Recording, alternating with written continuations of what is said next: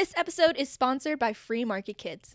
Hi everyone. Today we will listen to part 3 of my conversation with Kiki.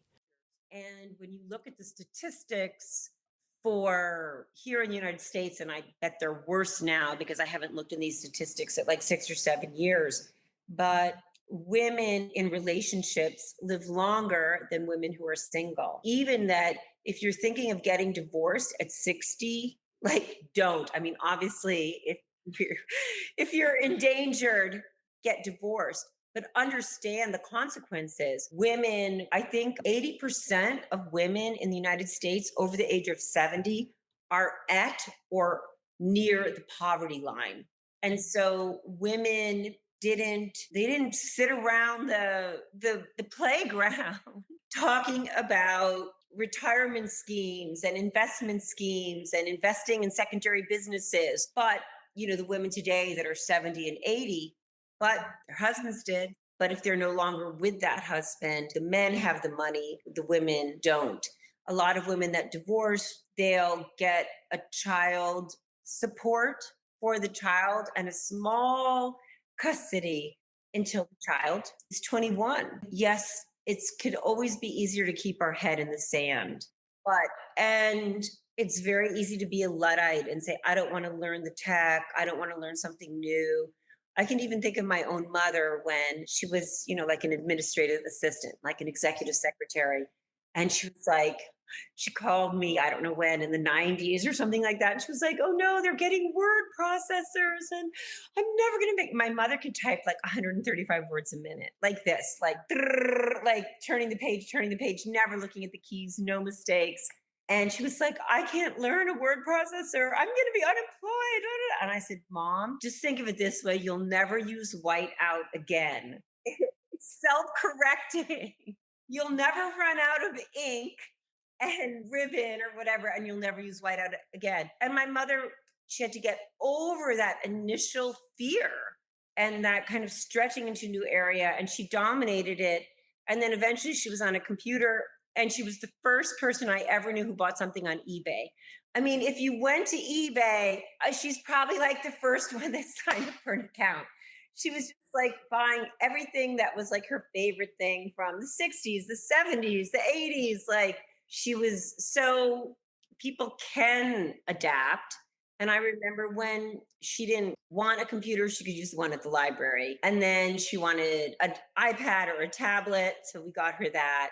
She didn't want to, she had like the old whatever flip phone. She didn't want another phone. And then we, got her, helped encourage her to get an iPhone. And she loves it. She can't live without it. Now she doesn't need a tablet. She doesn't need a computer. She only needs an iPhone. So there's a lot of hesitancy to, age wise that people have about learning new things. And there's a lot of hesitancy for women to step into areas where they don't feel comfortable, whether that's like tech or sciences or finance, but, at your own risk. Proceed without financial knowledge at your own risk. I absolutely agree with everything that you have said. And I think it's just that sense of almost like resistance or foreboding about trying something completely foreign to you. It's okay to take baby steps forward, and they're going to be pivoting baby steps. They're not going to be a straight shot. Like what you did, you started by questioning, why you were becoming unhealthy when you're doing everything right. Right. And then you kind of pivoted toward keto, and then you pivoted toward full carnivore. And then from there, you were led to Bitcoin, but then you pivoted again. So it's okay to take baby steps toward that destination of getting to know Bitcoin, but know that you're going to pivot a lot, and that's okay, part of the process. I mean, 10 years ago, we didn't even have like app technology. Nothing was an app. Everything was a website. It was the cloud. Now everything is an app. So if you want to read whatever magazine or newspaper you read, or I'm addicted to the New York Times crossword puzzle, it's an app. Do you know what I mean? Like, I have to pay for it. I don't want to pay for it. I would rather pick up a New York Times like in the old days, like in a coffee shop that someone left behind, and do the crossword puzzle. but I don't have that choice. So no one was using apps, smartphone technology. And if it's iterative, it easily onboards us. Now, all the Bitcoin apps and technologies do onboard. If people are afraid, like, but what if I lose all my money? It's like, but what if you lose all your money anyway?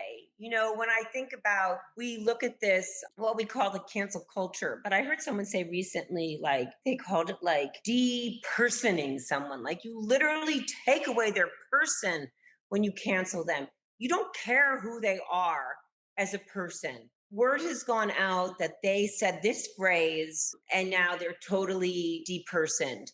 But if someone who donated to the Canadian trucker campaign for freedom, the Freedom Convoy, had the police knock on their door for $10, $15, $50 for the peaceful protest, their banks were shut down. I just read a story that a policeman who had donated to the trucker convoy $50 and it never went to them because the government stole all that money from Canadian and other citizens. He has to serve 160 hours of unpaid police work on his vacation and days off because he gave $50 to a charitable organization. That is out there, like for all of us. And even someone, if you think of the most influential, famous person in the whole world who is worth billions of dollars, Kanye West, and he said some very unpopular things. And Chase Morgan Bank said, we don't want your money. And Adidas and these other major companies that he made billions of dollars for Adidas. Overnight, they said, you are not welcome here. And so we think our money is going to be there.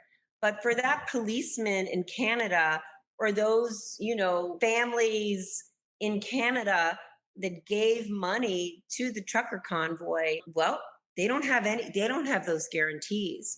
And Robert F. Kennedy Jr. just spoke at the Bitcoin conference and he said, I was not interested in Bitcoin. I didn't know what it was. I didn't think about it. But when I saw the peaceful protest of the trucker convoy in Canada, and where ordinary citizens wanted to support these truckers so that they could eat, so that they could stay warm, so that they could have medical autonomy and earn a living and do their job, and that those individuals were, they did not have sovereignty over their money to support the convoy with Yeah. Bitcoin. He said that's what made me look at Bitcoin Yeah. as a sovereignty freedom money.